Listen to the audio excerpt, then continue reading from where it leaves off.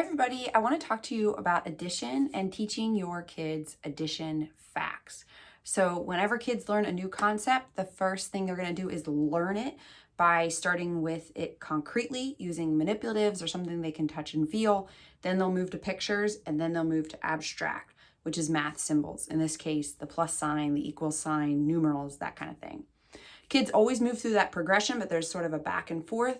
After you've taught them their sort of the concept of addition, you are going to still have to practice with them. And practicing is different than learning, right? Practicing is, we already are familiar with the concept. We've already spent a lot of time acting things out and touching things, and now we're just putting in the time until it becomes automatic. Fact practice is so important. You can't skip it. It's not always everybody's favorite thing about mathematics, but it's sort of like learning grammar or memorizing lists of nouns when you're learning a foreign language. If you don't do it, you'll never become fluent. If you just try to skip it, at some point you'll sort of be crippled in how far you can get in your mathematics knowledge. All right, so where do we start with addition? Well, the basic concept that we first used to introduce this to kids is that you're putting two groups together, And so you'll show them one group, a certain number of objects, and another group, and most kids will count up. So they'll actually go 1, 2, 3, 4, 5 to realize that 3 plus 2 is 5.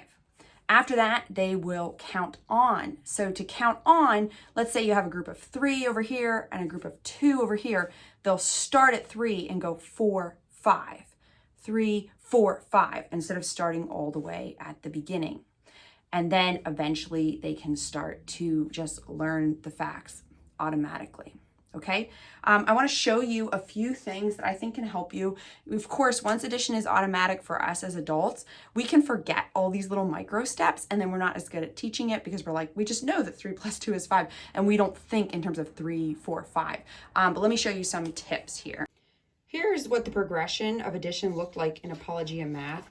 You can see here that we start by having kids putting groups together, and this is where like they have 3 and then 2, and they're actually putting it together 1, 2, 3, 4, 5. So concrete, right? And of course we also have some pictures here. On this page they were putting beans on, so it's very concrete. And then we start to get into the abstract symbols.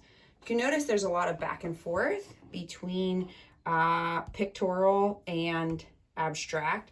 That's very natural, right? Kids need that kind of back and forth between it as they're working on it. I love to show this page. This is a great blend of abstract and pictorial. We're giving kids the help of this picture. Here's another great example. See how we're building on kids' skills? So they could count up the group, they can use the picture, but they're also getting the abstract symbols. All right, let me show you some different ways you can practice this. So again, to keep it concrete, you have 2 groups and you have the kids put it together. You can use any manipulative to act out addition like this.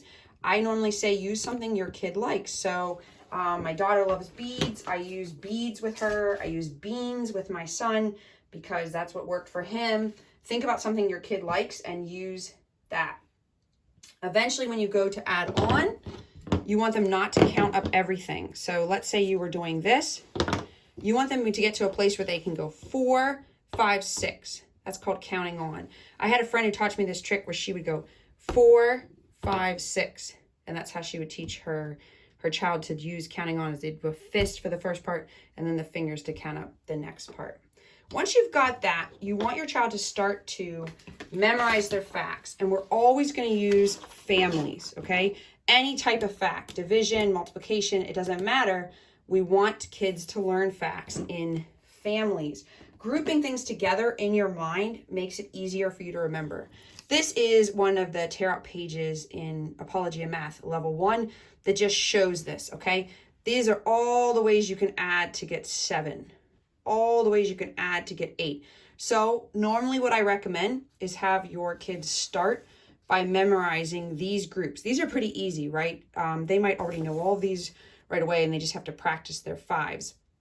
And then as you're practicing, add in facts that get to 6, or even just do some practice just with facts that make 6 and then add this in and build until they know all these. Don't just give all of this to them at once. It won't be helpful. You'll waste time. They won't have anything to build on, because what the kids do is they link things. So if they know their facts that make 10, then it's easier for them to memorize their facts that make 9, that kind of thing. There's lots of games you can play. I'm going to give you a few examples. The first one I want to show you has to do with doubles. This is snakes and ladders with doubles facts. You could make a board like this yourself. This is from Apology of Math Level 1. See how it's just a snakes and ladder board, but there's a doubles fact on each space. So usual rules, right? You're rolling a die, you're going up, you answer the fact, and then, you can go up ladders that way. You're not allowed to intentionally get the fact wrong so that you don't go down a snake. We did have an issue with kids trying to figure out, work around with that. The reason I love doubles is they're kind of fun. They're kind of easier for kids to memorize because they are symmetrical. And once kids get these doubles, they can build on from there. Here's an example. This game is called Doubles Plus or Minus 1. These are all the addition facts that are just one off from a double. So what you need for this game is a die with higher numbers. So I just taped this and changed the numbers. And you roll the die. I got a 10.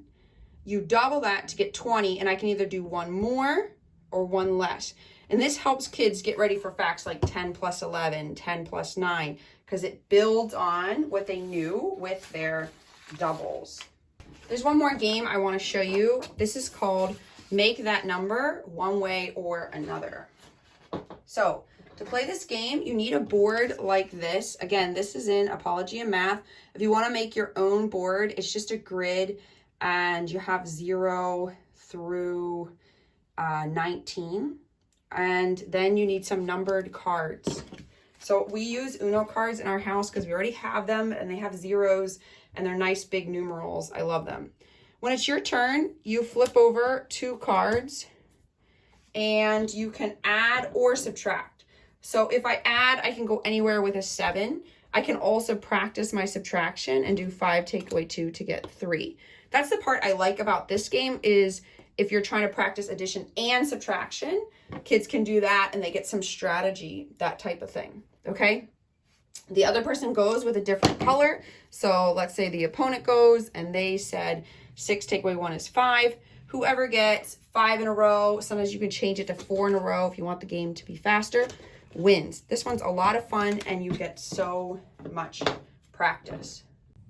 That's what I have for you for addition fact practice. Just keep in mind, group them in families. That's one of the most important things. I see lots of homeschooling parents who make the mistake of just giving their child like an entire stack of flashcards and not grouping it in families, and then they're like, we're not making any progress. So make sure you do that, and then you just need to be consistent and putting in the time. It's very normal for them to sort of know their facts and then forget them and then relearn them, especially over a break. That's fine. But as long as you're consistent overall, they will get it, and it will really pay off in the future.